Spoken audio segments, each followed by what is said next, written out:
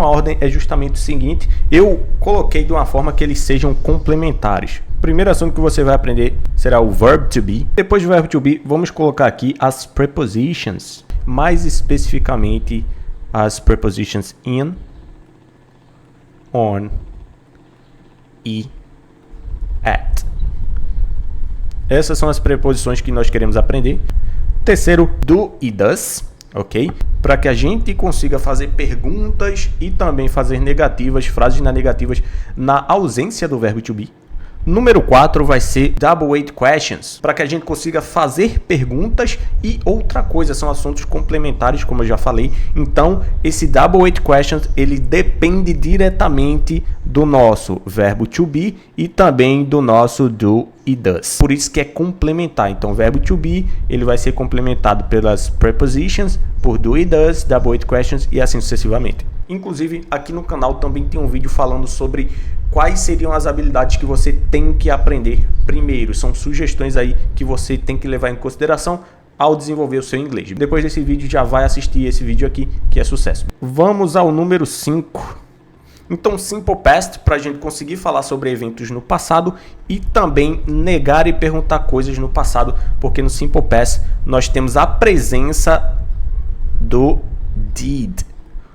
O did é o passado de do e does, tá certo? Então, ele vem para complementar esse assunto que a gente já viu aqui. E tem o mesmo objetivo para a gente fazer perguntas e negar frases no passado. E esse Simple Past é dividido entre verbos regulares e irregulares e assim sucessivamente. E agora vamos para o past to be, que é justamente o verbo to be no passado. Já aprendemos o verbo to be aqui, certo? No presente, e aqui temos ele no passado. No número 7, nós vamos aprender agora o present continuous. Present continuous. Então, pessoal, repare que esse present continuous, ele é o complemento desse assunto aqui, ó, do nosso verb to be. Por quê? Porque esse assunto, ele exige que tenha a presença do verbo to be. Por isso que é importante a gente seguir essa ordem. Agora que a gente aprendeu o present continuous, vamos para o past continuous. E o past continuous, ele já vai exigir que a gente saiba o past to be, entendeu? Então, sempre essa variação de presente, passado e passado. Assunto número 9 vai ser present perfect. Esse assunto ele é um pouco complicado porque é justamente um tempo verbal que não existe no português. Você vai entender o porquê quando você estudar esse assunto, beleza? Em seguida teremos um assunto chamado de Simple Future Will. Aqui aprenderemos a como formular frases para o futuro. Em seguida nós teremos o complemento do will, que é outra forma de falar sobre o futuro, o chamado de going to. E novamente, o going to ele exige que tenha a presença do verbo to be, certo?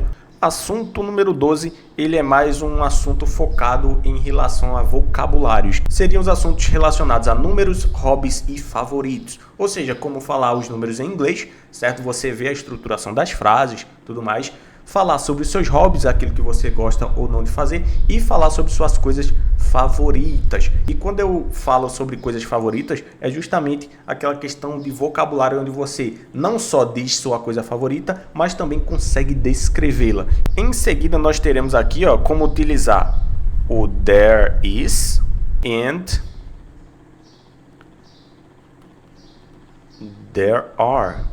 Quando você for aprender sobre there is e there are, é importante você acrescentar outro assunto para complementar esses dois, que é o chamado de prepositions of places. Isso daqui está relacionado à posição de objetos no meio ao qual você se refere. Na frente, atrás, do lado do outro, cima, embaixo e assim sucessivamente. O 14 vai ser justamente o mesmo assunto, só que no passado vai ser o there was and